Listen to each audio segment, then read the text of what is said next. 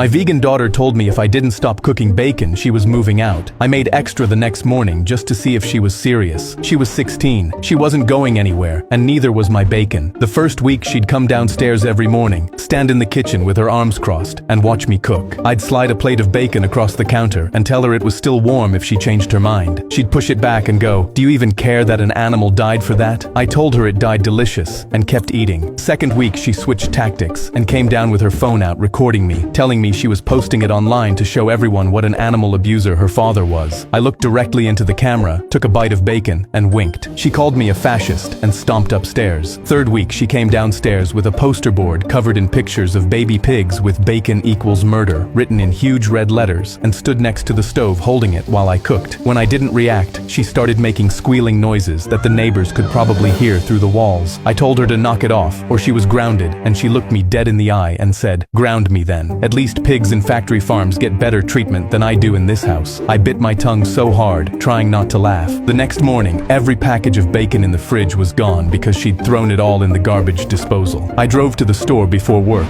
bought twice as much, and that night I cooked an entire pound until the whole house smelled like bacon for hours. She went and sat in the backyard to get away from the smell, and I thought I'd won. But the next week, she bought her own pack of vegan bacon and started cooking it right next to mine every morning without saying a word. Saturday morning, I came downstairs early to start cooking, and the kitchen light was already on. My daughter was standing at the stove in her pajamas with 3 strips of real bacon in the pan. She didn't even turn around. The fake stuff wasn't even close. I sat down at the table and didn't say a thing. Some battles you don't need to win out loud.